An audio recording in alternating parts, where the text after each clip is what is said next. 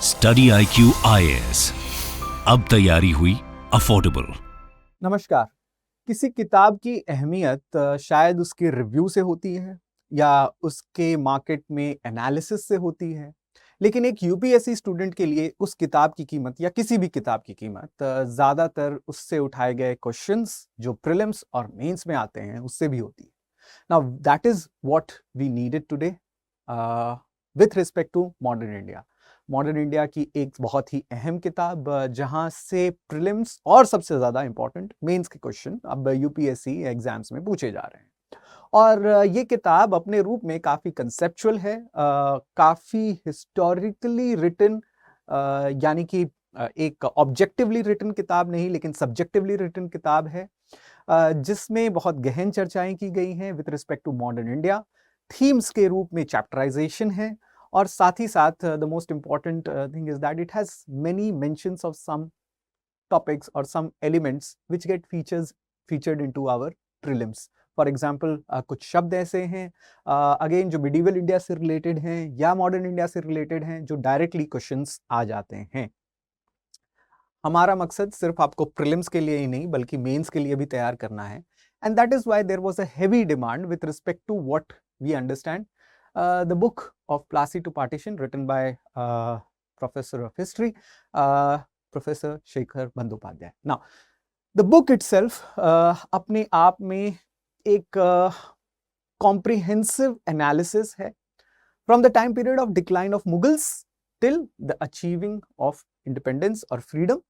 यानी कि you can say at around ये किताब जो है ये कवर करती है almost two centuries 200 years of struggle, जिसमें मुगलों के पतन का भी जिक्र है और साथ ही साथ ब्रिटिशर्स के आगमन का भी। Not just that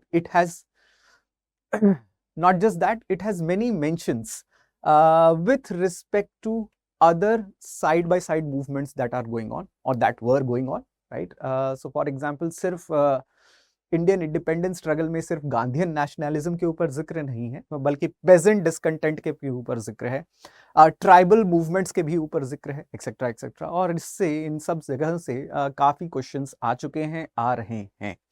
So that is why we decided to review the book and make it simpler for you to understand. बहुत सारे स्टूडेंट्स जो हिस्ट्री ऑप्शनल तो नहीं पढ़ते हैं लेकिन अब क्योंकि ये बुक इंपॉर्टेंट हो चली है और इस बुक में हिस्टोरियोग्राफी भी बहुत गहन रूप से दिया गया है, हिस्टोरियोग्राफी बहुत डिटेल में दिया गया है, उसे भी हम आपके लिए सरल भाषा में लाने की कोशिश करेंगे। So that is the endeavour, that is our job for you.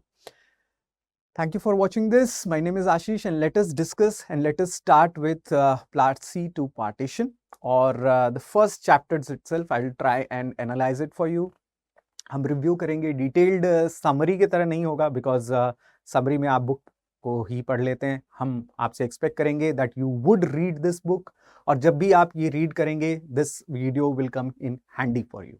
So before we proceed any further, I want to give some small information for students who are preparing for 2025 mains and prelims. जी हाँ, हम आपके लिए लेके आए हैं the foundation course जो आपके मजबूत नींव को रखेगी। जी हाँ, if you want to prepare for a solid foundation and we know that हर किसी इंपॉर्टेंट काम के लिए एक फाउंडेशन की बहुत जरूरी इंपॉर्टेंट चीज होती है, पर्टिकुलरली फॉर यूपीएससी। अंडरस्टैंड, हम लोग ये भी जान रहे हैं दैट यू आर प्रिपेयरिंग 2024-2025 के फाउंडेशन कोर्सेज, और ये फाउंडेशन कोर्सेज आपको सिर्फ और सिर्फ प्रीलिम्स ही नहीं बल्कि मेंस और इंटरव्यू तक लेकर जाएगी। The idea is to see your name on the final list.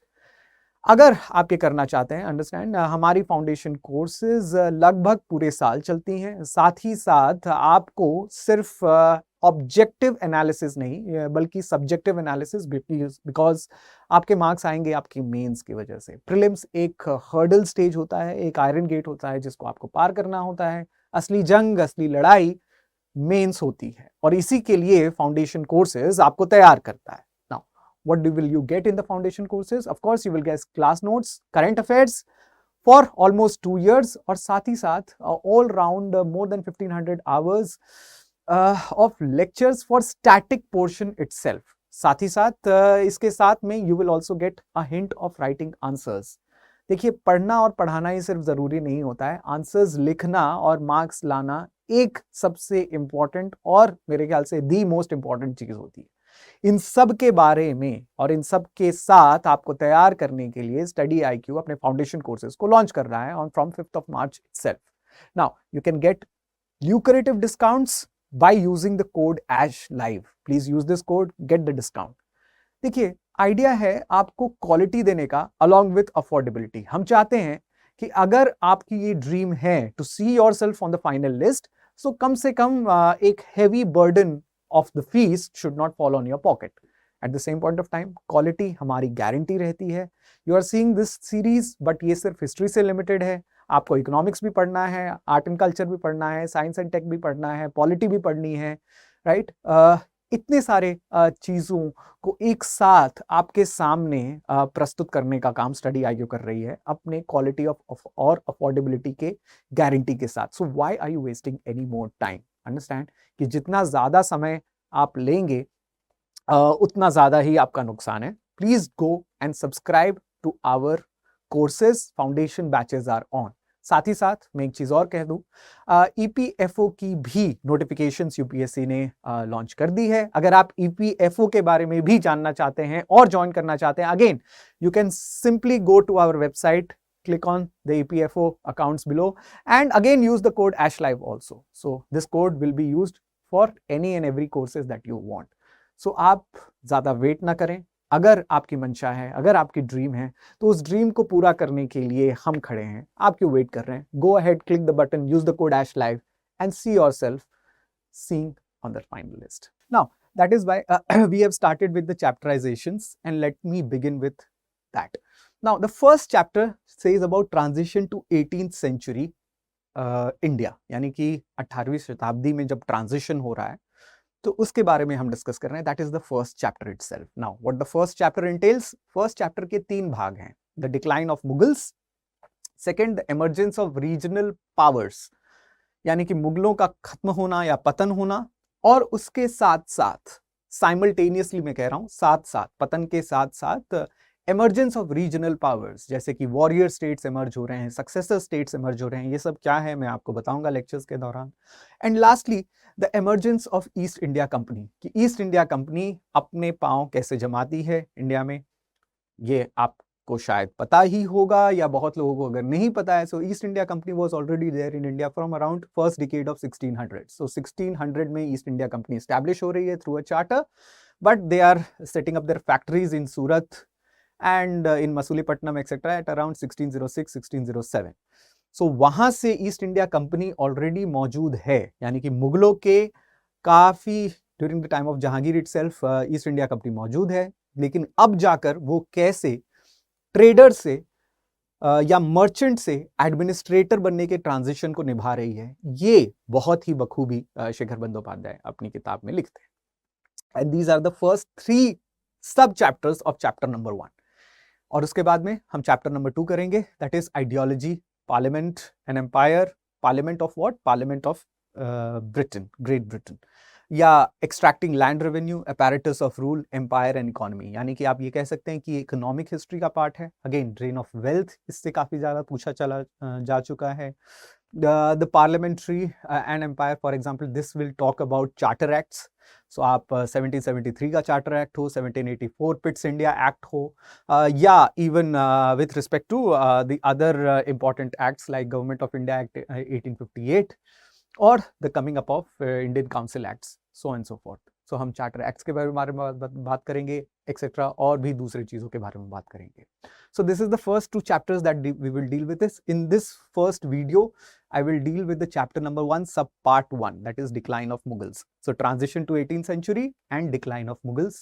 इस पर हम चर्चा करेंगे. Now, many students have this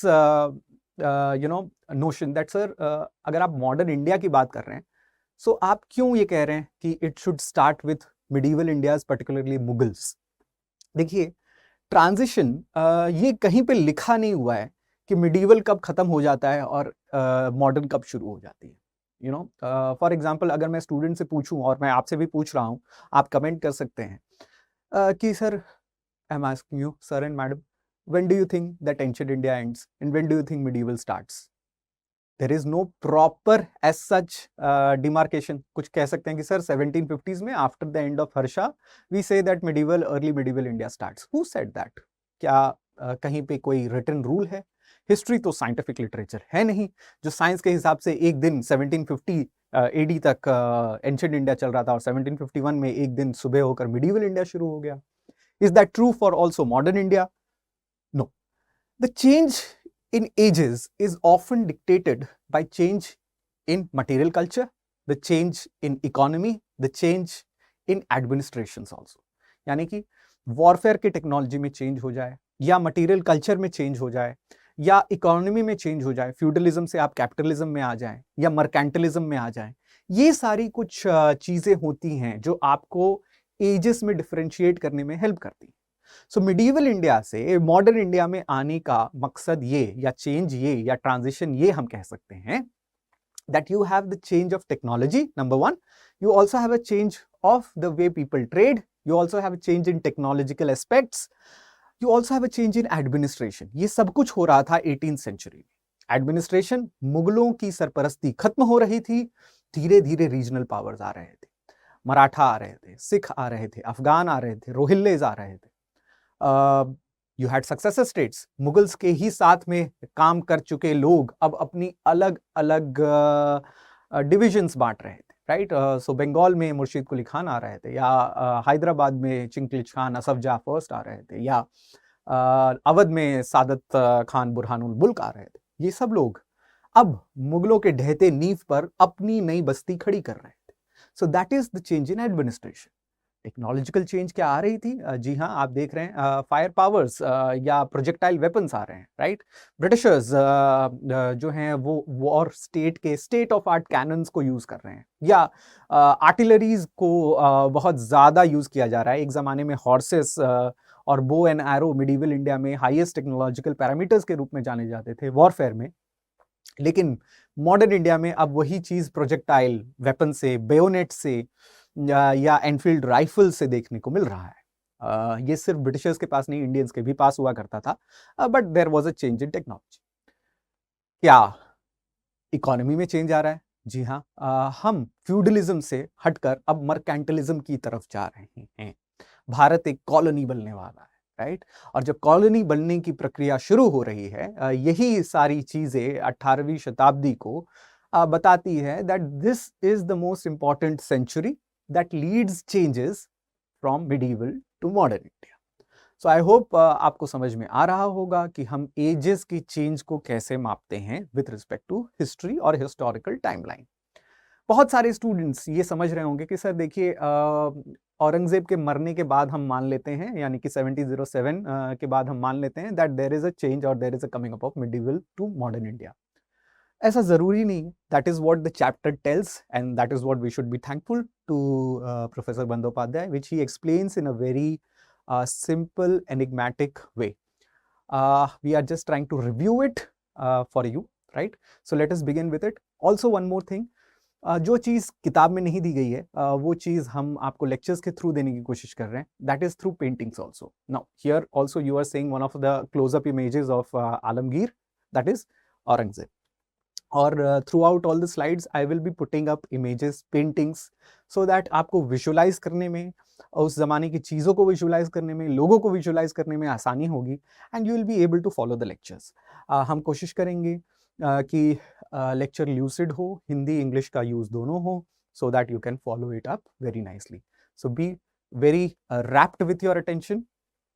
We are starting the first sub-chapter of chapter number 1, that is the decline of Mughals. Okay. Now, when we talk about the reasons for decline, reasons बहुत सारे दिए गए हैं decline के, right? उनमें से इन सारी reasons के ऊपर बात होगी. Now, the very first reason is Aurangzeb's divisive policies. कि औरंगजेब ने ही कुछ ऐसे डिविजिव पॉलिसीज बनाए या बांटने वाली पॉलिसीज बनाई, या अगर मैं कहूँ पैरोकियल कंजर्वेटिव पॉलिसीज रखी उनकी, जो संकुचित धाराएं थी, बिगॉटरी वाली पॉलिसीज थी, धर्म नस्ल भेद को करने वाली पॉलिसीज या बढ़ावा देने वाली पॉलिसीज थी. वी विल सी कितना सच है कितना झूठ है. मराठाज एंड पर्शियन अटैक्स मुगलों के अंत में, यानी कि एट अराउंड 1740s की बात है, 1738-39 में अटैक्स हो रहे हैं, या 1761 में अटैक हो रहे हैं from north western part of the country और from the present day Afghanistan, जहां पर आप देखेंगे कि मुगल्स की अहमियत खत्म होती जा रही है, लोगों के सामने आ रही है कि मुगल्स अपने आप को डिफेंड नहीं कर सकते, तो वो पूरे एम्पायर को क्या डिफेंड करेंगे। The war state at core, यानी कि मुगल एम्पायर खुद ही वॉर स्टेट था और अब लड़ने वाले लीडर्स नहीं रहे थे, इसीलिए एम्पायर भी खत्म हो रहा था। या डिमिंग लॉयल्टीज ऑफ अरिस्टोक्रेट्स, यानी कि मुगल एम्पायर के अंदर काम कर रहे मनसबदार और जागीरदार, इनकी मुगल एम्पायर के प्रति वफादारी ही खत्म हो रही थी या कम हो रही थी, वो भी हम देखेंगे। And finally jagirdari crisis, peasant discontent and group of upstarts, कि जागीरदारी क्राइसिस भी एक चीज होती है जो शेखर बंदोपाध्याय ओरिजिनली नहीं कहते हैं, बल्कि दूसरे एक हिस्टोरियन हैं जो आप मिडिवल इंडिया के लिए ज्यादा उन्हें पढ़ते हैं, the name is professor Satish Chandra, और प्रोफेसर सतीश चंद्रा की ये बात कही गई है, jagirdari crisis, peasant discontent and finally group of upstarts, यानी कि नए लोग आ रहे थे। ये कौन से लोग हैं हम देखेंगे। So let us start with the first reason, that is the Aurangzeb's decisive divisive policies, कि औरंगजेब ने बांटने वाली पॉलिसीज को अपनाया। यदुनाथ सरकार, जिनको आप इंग्लिश में जदुनाथ सरकार भी कहते हैं, वो एक्चुअली सबसे पहले औरंगजेब के ऊपर एक डेफिनेटिव हिस्ट्री लिख रहे थे, एक डेफिनेटिव वॉल्यूम लिख रहे थे। इनफैक्ट वो नेशनल स्कूल ऑफ हिस्टोरियन के सबसे पहले औरंगजेब के ऊपर लिखने वाले हिस्टोरियंस में से एक हैं, और वो ये कह रहे हैं that Aurangzeb was religiously intolerant, crisis of personalities, expansionist policies थे उनके साथ में साथ। For example, he was not a person who was accommodative like his predecessor. Aurangzeb को बहुत ज्यादा कंपेयर किया जाता है विद अकबर, कि अकबर ने किस तरीके से राजपूतों को मुगल एम्पायर की ढाल बनाया, उनके साथ एक कॉन्सिलिएटरी अप्रोच रखा, एक संधि वाला अप्रोच रखा, लेकिन औरंगजेब ने इन सब के ऊपर मिट्टी मिला दी। वो रिलीजियस इंटॉलरेंट थे, धर्म के नाम पर थोड़ा भी वो इधर से उधर नहीं जाते थे, जजिया को वापस उन्होंने लागू करवाया, और साथ ही साथ सिखों के प्रति उनका बहुत ही आक्रामक रवैया रहा, रिलीजियसली इंटॉलरेंट पॉलिसीज उनकी सिखों के प्रति, जाट मथुरा के और भरतपुर के जाटों के प्रति, सतनामियों के प्रति हमेशा से रही। And because of all of this reason Mughal empire से ये सब लोग अलग होते चले गए, इसमें राजपूतों का भी नाम शामिल होता है।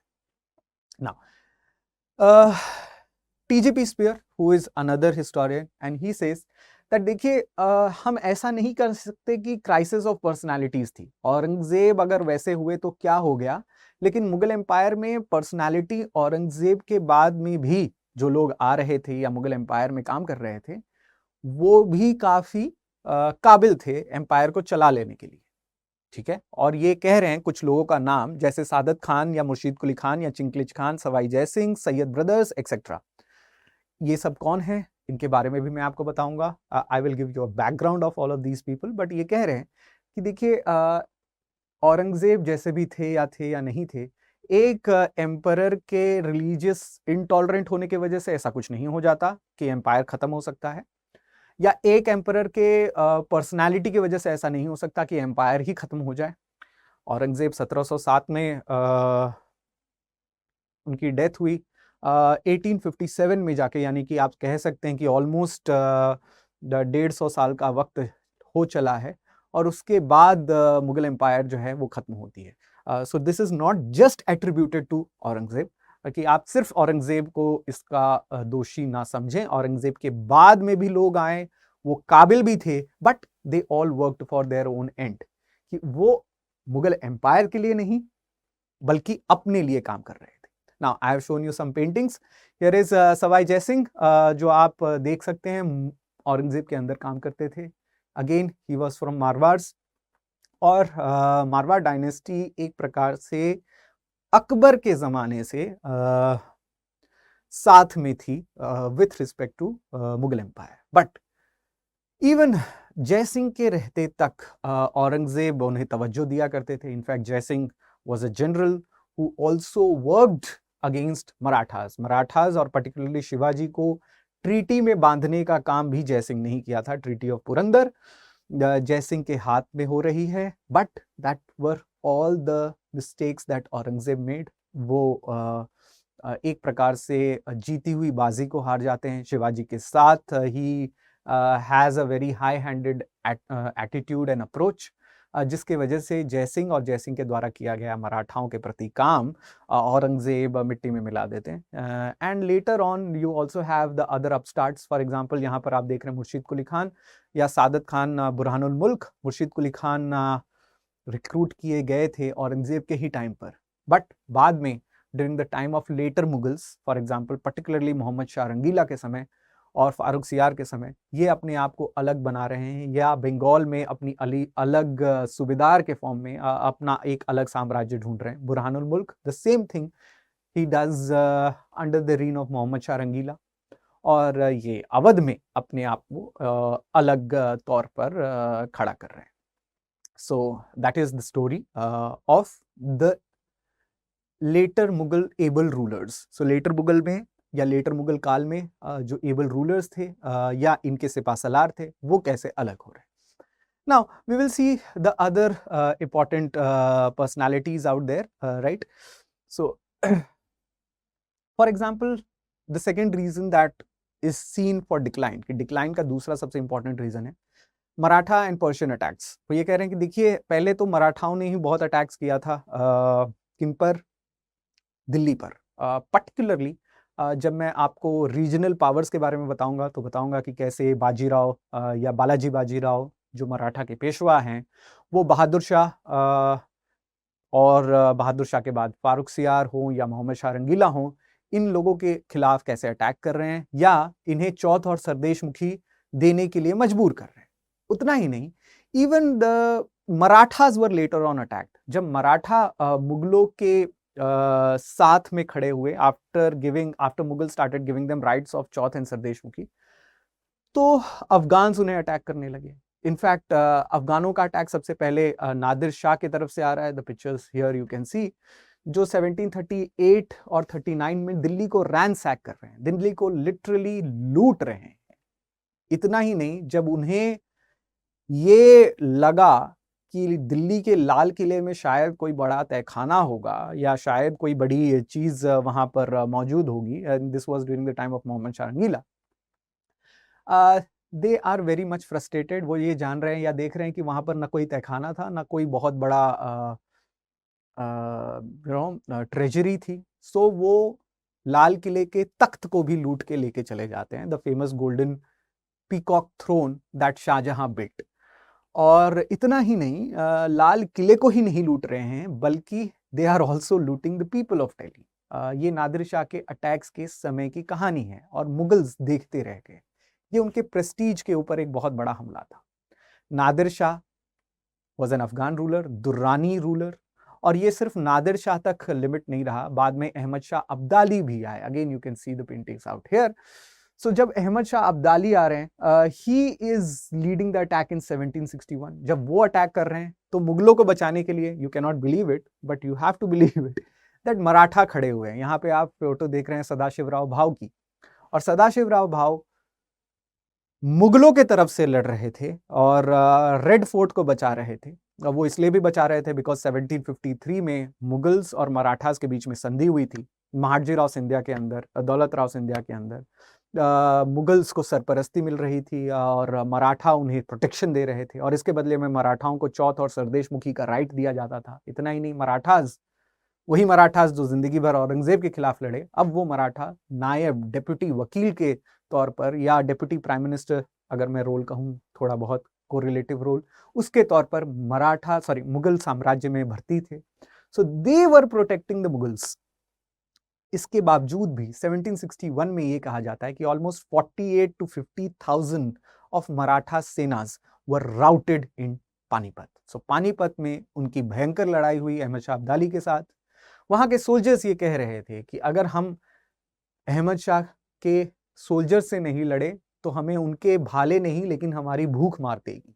सो यू कैन अंडरस्टैंड कि करो या मरो की स्थिति थी, राइट. और ये सिर्फ मराठाओं को एक रॉन्ग पिक्चर में नहीं पेश कर रहा था, या एक मराठाओं को एक कमजोर पिक्चर के रूप में पेश नहीं कर रहा था. मराठाओं से ज्यादा ये मुगलों की, अगर मैं कहूं, प्रेस्टीज को हार्म कर रहा था. और आप कह सकते हैं कि सर मुगलों की प्रेस्टीज को हार्म करना कौन सी बड़ी बात थी.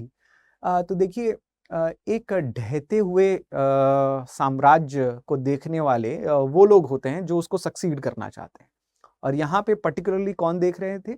आई hope you can guess it right, they were the British, right. 1761 में पानीपत की वॉर होती है और 1764 में बक्सर का युद्ध होता है, और बक्सर में कौन है जो फाइट कर रहे हैं मुगलों के साथ? Yes, it is the British.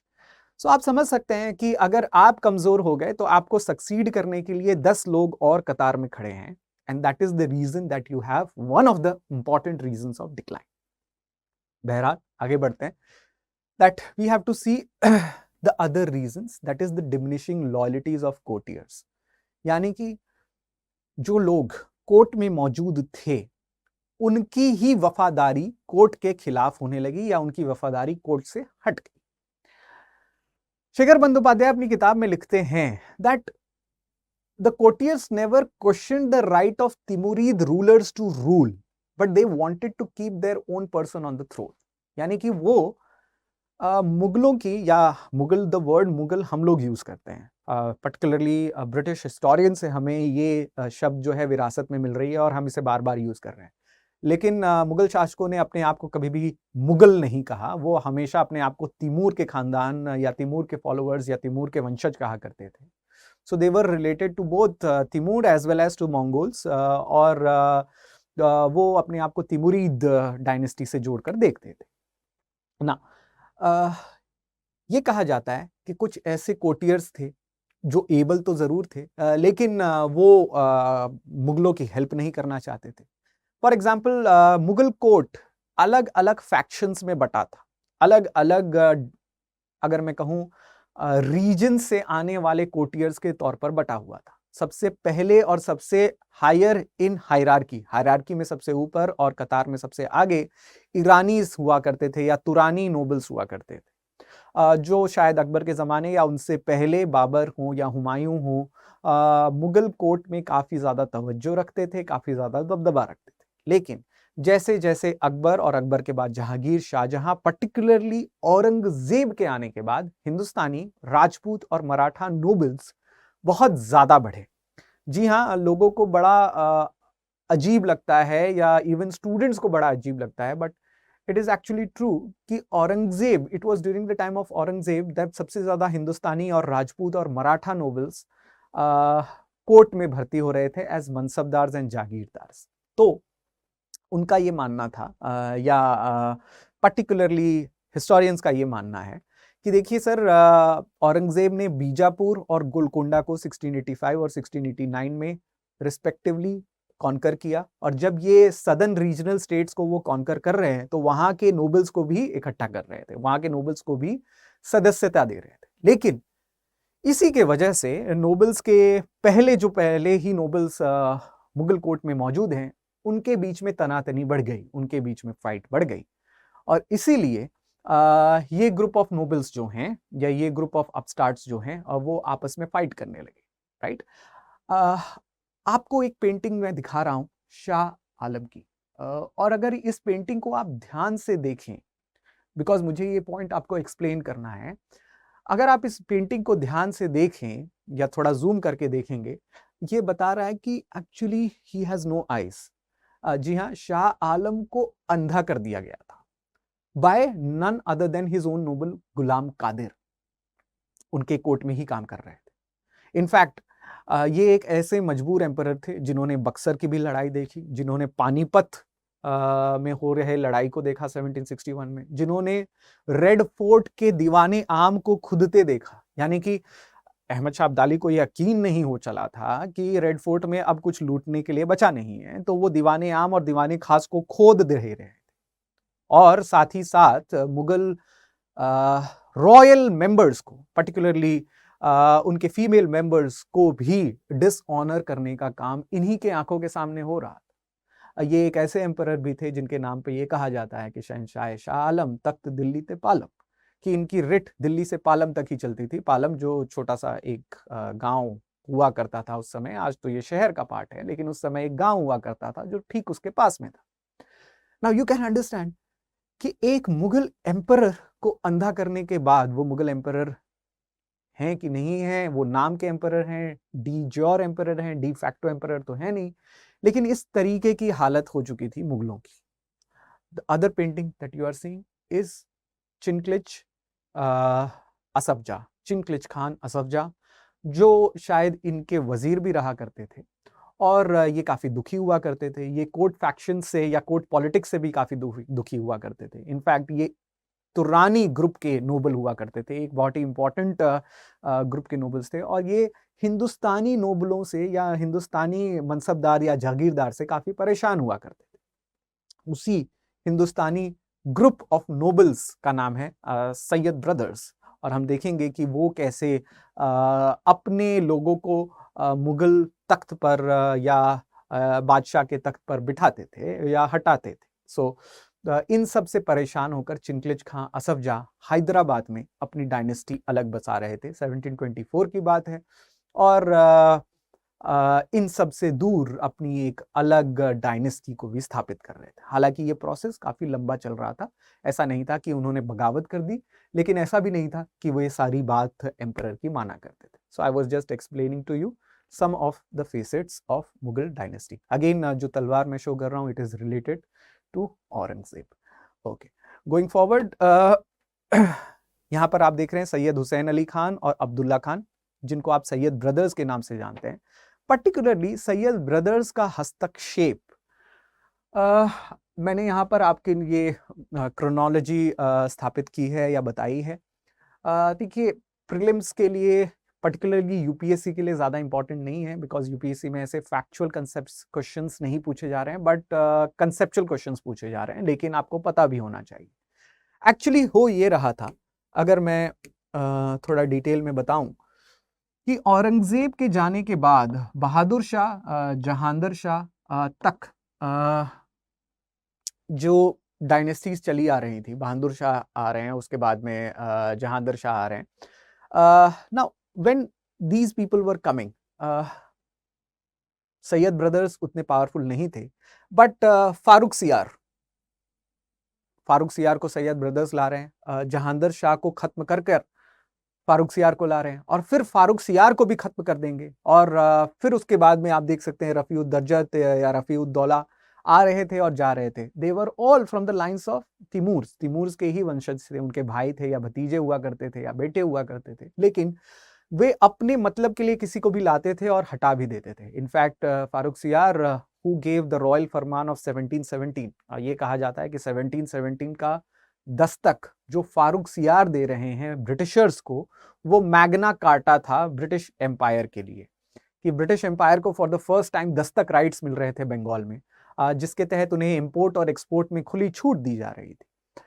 वो फारूक सियार देने वाले, उनको भी पॉइजन करके एक नाले में फेंक दिया जाता। And that was Syed brothers for you, that was the powerful court factions for you, और उनकी पेंटिंग्स आप यहाँ पर देख रहे हैं आपके सामने। इतना ही नहीं, जब मोहम्मद शाह रंगीला आए, मोहम्मद शाह जिनका नाम बाद में रंगीला इसलिए पड़ता है बिकॉज वो काफी रंगीले मिजाज के हुआ करते थे, but anyways that is different story.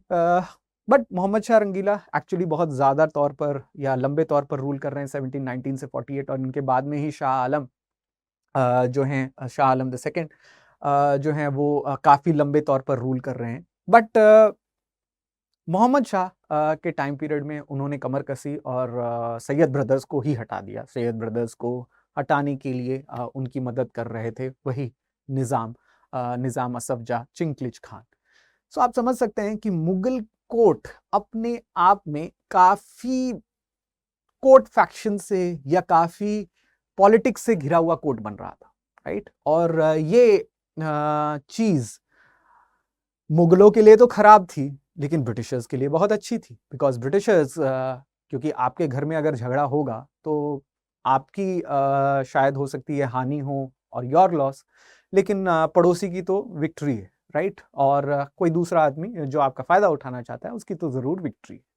So East India Company was also benefiting indirectly, not directly. So ये कोर्ट फैक्शंस या कोर्ट पॉलिटिक्स को बताता है, राइट। और इस समय की पेंटिंग्स को भी अगर आप ध्यान से देखें, एक्चुअली सैयद ब्रदर्स हिंदुस्तानी मुल्क के मुसलमानों की एसिडेंसी को बयां करते थे। This is a very interesting fact, because इससे पहले हिंदुस्तानी मुल्क के नोबल्स शायद कोर्ट पॉलिटिक्स में इतनी दबदबा नहीं रखते थे। During the time of Akbar himself ये नहीं कहा जा सकता कि राजपूतों की दबदबा या राजपूतों का इंपॉर्टेंस मुगल नोबिलिटी में बहुत ज्यादा था।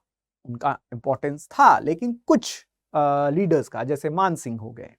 लेकिन सबसे ज्यादा दबदबा उस समय भी और till the time of Aurangzeb या जहांगीर आप कह सकते हैं, या शाहजहां, तुरानी और अफगानी या ईरानी नोबल्स का हुआ करता था। हिंदुस्तानी नोबल्स का आना अपने आप में दिखाता है कि रीजनल पावर कितना स्ट्रांग हो रहा था और बाहर से जो लोग आए हुए थे उन्हें चैलेंज किया जा रहा था। सो दैट वाज और that is what you call as the Mughal court politics for you. इसके बाद में हम बात करते हैं the coming up of jagirdari crisis. और यहाँ पे मुझे थोड़ा आपको बताना पड़ेगा that what is mansabdari and what is jagirdar और जागीरदारी एक्सेट्रा। देखिए, if I take one small detour, mansabdars were actually both civil and military post in Mughals. ये इंस्टीट्यूशन अकबर शुरू कर रहे थे और ये दोनों काम करती थी, सिविल और मिलिट्री का, दोनों का। आप कह सकते हैं कैसे?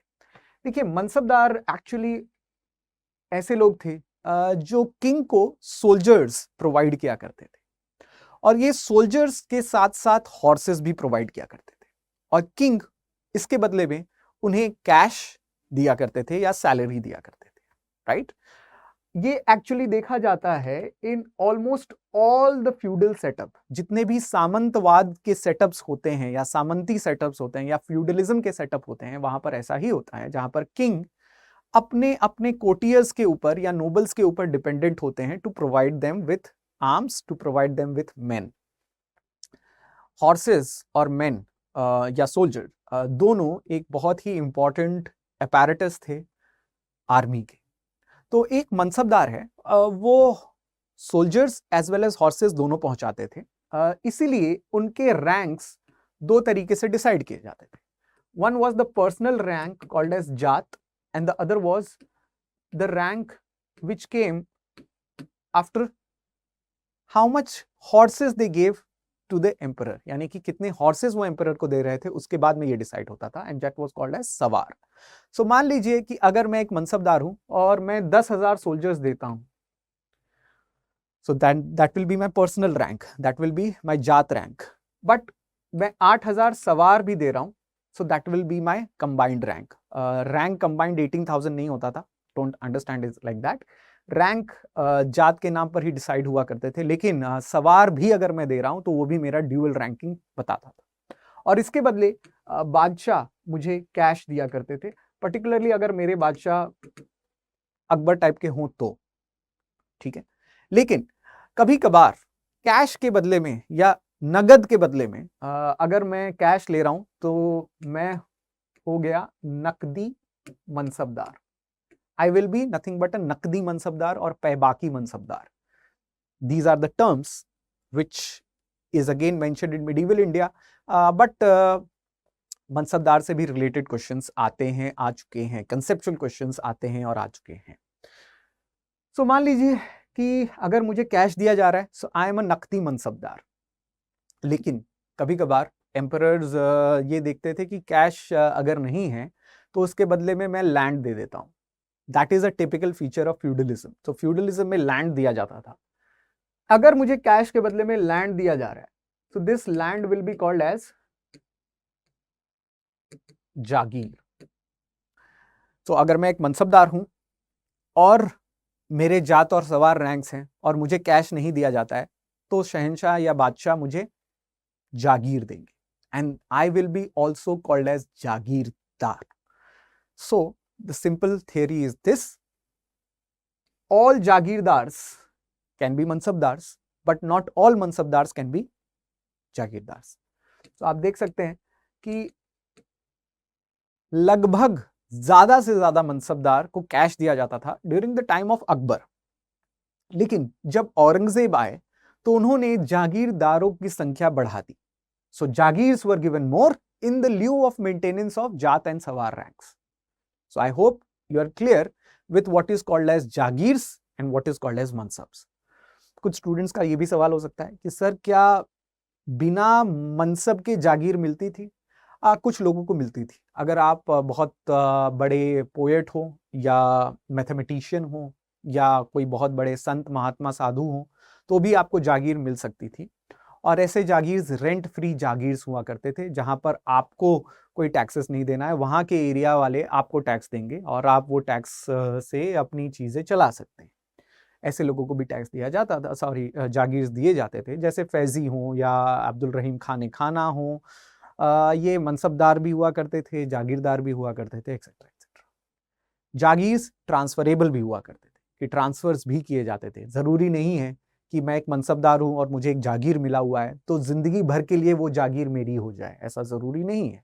अगर मान लीजिए मुझे पालम का जागीर मिला है तो हो सकता है अगले साल मुझे रोहतक का जागीर दे दिया जाए, या हो सकता है मुझे तीसरे साल जो है पटना की जागीर दे दी जाए, सो ऑन सो फॉर्थ। ये चीज मुगल सिस्टम को चलाती थी, उनके अपैरेटस को चलाती थी। So I hope you are understanding what you mean by mansabdars. Mansabdar के rank zat and sawar. Mansabdar were mostly paid by cash. अगर कैश से पेड करते हैं तो आप नकदी मनसबदार हैं, और अगर आपको लैंड से पे किया जाता है तो आप जागीरदार हैं। और jagirdar were transferable, they were not hereditary. जरूरी नहीं है कि मैं जागीरदार हूं तो मेरा बेटा भी जागीरदार बने, right. So all of these facets were very important with respect to jagirdari and mansabdari situations. Now ये एडमिनिस्ट्रेशन का पार्ट था जरूर, बट अंडरस्टैंड कि ये सारी चीजें अकबर के समय तक काफी अच्छे से चली, ठीक है। लेकिन जब औरंगजेब आने लगे तो इन्होंने रेवेन्यू का डिमांड बढ़ा दिया ऑलमोस्ट बाय 23%। साथ ही साथ खलीसा लैंड को भी जागीर में कन्वर्ट करने का काम किया। Khalisa land is nothing but crown lands, यानी कि वो लैंड जो क्राउन के अंदर है उसको भी जागीर बना रहे हैं। ऐसा वो क्यों कर रहे हैं? Try to think. क्योंकि उनके पास कैश नहीं था लोगों को देने के लिए, और जब कैश नहीं है तो आपके पास जागीर होने चाहिए। जागीर आप कहां से लाएंगे? You can convert your own land to jagirs, तो वो जागीर भी दे रहे हैं। इनफैक्ट उनके समय में इजारादारी सिस्टम भी शुरू हो गई। अगेन प्लीज अंडरस्टैंड कि ये सारे वर्ड्स बहुत इंपॉर्टेंट है। Ijaradari etcetera etcetera. For example what is ijaradari? Ijaradari is nothing but revenue given to the highest bidder, right of revenue collection given to the highest bidder. कि मान लीजिए मुगल सिस्टम ये फॉलो करता था during the time of Akbar कि एक land को, कि मान लीजिए एक लैंड पार्सल है, उसको मैं 3 भाग में डिवाइड करूंगा और उसके बाद यानी कि गुड बैड एंड एवरेज में डिवाइड करूंगा और उसका 1/3 टैक्स लूंगा। दैट वाज द जब्ती सिस्टम फॉर यू। ये एक जब्ती सिस्टम था जो अकबर फॉलो किया करते थे। इतना ही नहीं, वो लैंड को पोलज, परौती, छाछर, बंजर ऐसे पार्ट्स में डिवाइड करते थे। Polaj parauti is nothing but dividing your areas into yielding areas या पैस्चर एरियाज या फैलो एरियाज या बंजर यानी कि non fertile areas, so on so forth. ये अकबर काफी साइंटिफिकली करते थे, इसलिए रैयत यानी कि पेजेंट्स उनके समय में ज्यादातर खुशहाल थे। लेकिन औरंगजेब को देखिए कि वो रेवेन्यू राइट्स ऑक्शन कर रहे थे कि मान लो कि बंगाल का एरिया है और वहां से मुझे टैक्स कलेक्ट करना है, तो मैं जमींदारों की फौज को खड़ा करूंगा और उनसे कहूंगा कि कौन सबसे ज्यादा टैक्स मुझे कलेक्ट करके दे सकता है। This was not based on scientific scheme, this was based on auction. तो एक जमींदार कहेगा कि सर मैं 1 करोड़ रुपए बंगाल से कलेक्ट करके आपको दे सकता हूँ। दूसरा जमींदार कहेगा कि सर मैं 1.5 करोड़ दे सकता हूँ। तीसरा कहेगा कि सर मैं 2 करोड़ दे सकता हूँ। तो औरंगजेब क्या करते? जो सबसे ज्यादा कोट करता उसे रेवेन्यू राइट्स दे देते। He was not worried about what would be the effect on peasants, कि peasant से ये क्या 1/3 के टैक्स रेट्स में कलेक्शन होगा कि नहीं होगा, उससे उनके कोई मतलब नहीं था। He just wanted money to be given more.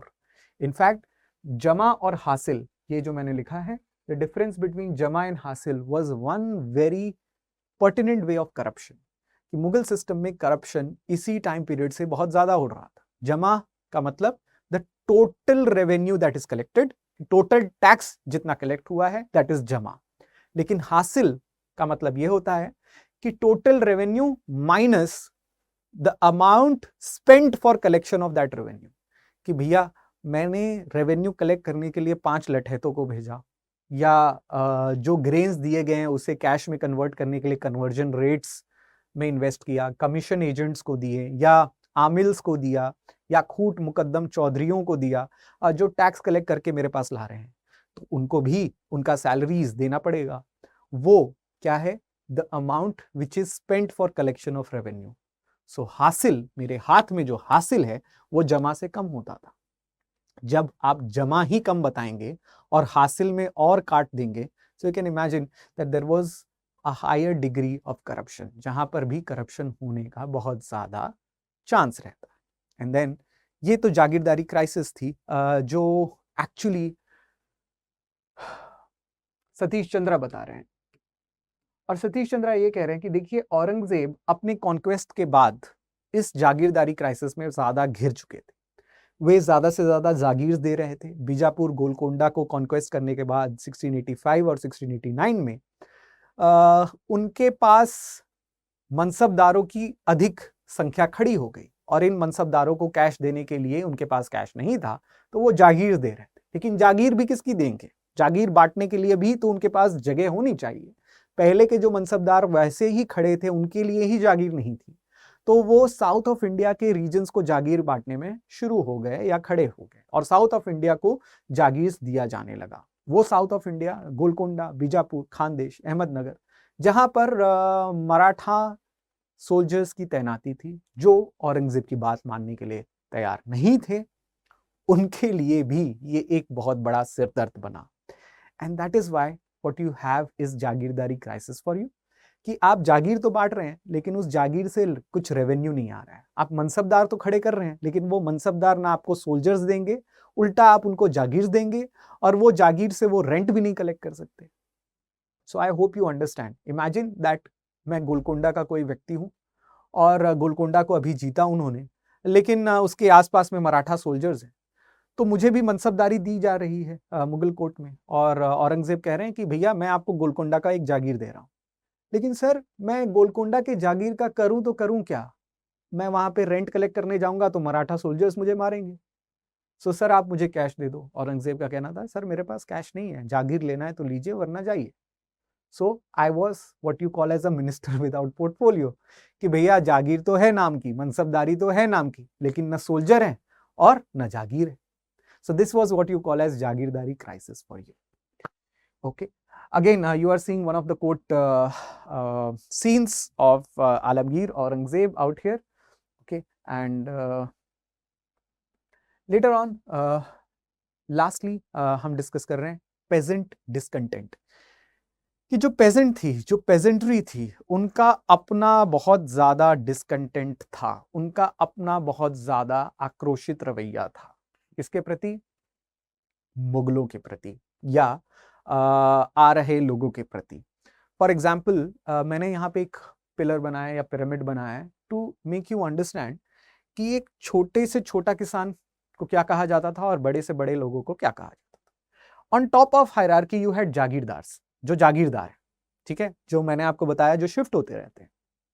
लेकिन औरंगजेब के टाइम इन्होंने वतन जागीर देना शुरू कर दिया। जी हाँ, वो कह रहे थे कि ठीक है, आप मराठा सोल्जर हो तो मैं आपको एक परमानेंट जागीर दे देता हूँ, no need to change it. आप भी जागीरदार, आपके बेटे भी जागीरदार, और हम चेंज भी नहीं करेंगे। तो वतन जागीर होने लगे। पहले ये ट्रांसफरेबल थे, अब ट्रांसफरेबल नहीं थे।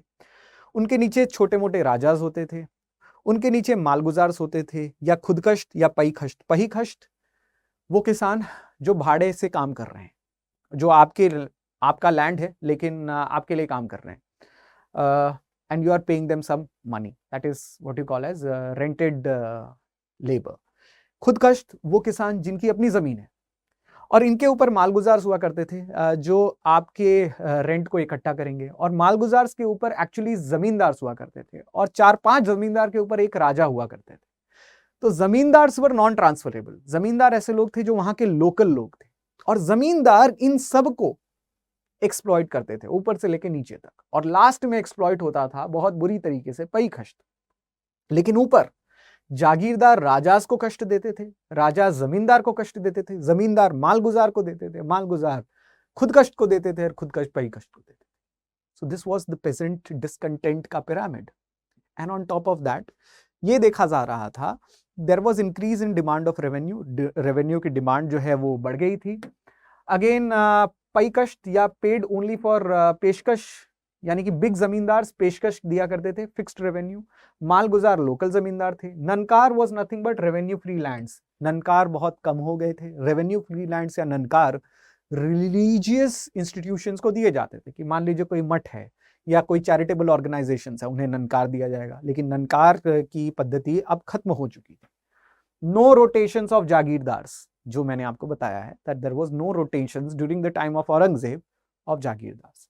इनफैक्ट 1/3 रेवेन्यू रेट जो था वो आइडियल होता था, जो डिमांड था. लेकिन अब ये 1/3 रेवेन्यू रेट सिर्फ जब्त एरिया में लागू किया जा रहा था. जब्त एरिया यानी कि दिल्ली और आगरा के आसपास के कुछ 100-150 किलोमीटर के एरिया को जब्त एरिया, जहां पर अकबर के जमाने के नियम से लैंड टैक्स वसूल किया जा रहा है. लेकिन ये चीज 1/3 नहीं 1/6 माफ करिएगा, ये चीज 1/3 नहीं ऑलमोस्ट 60% हो गई थी. यानी कि 60% रेवेन्यू लिया जाता था. इनफैक्ट सब्सिस्टेंस के तहत सिर्फ 2 वक्त की रोटी छोड़ दी जाती थी पैखष्ट या खुदकष्ट किसानों के हाथ में, और बाकी सब ले लिया जाता था during the time of Aurangzeb और उसके बाद भी. So these were in detail what you call as the reasons for decline of Mughals.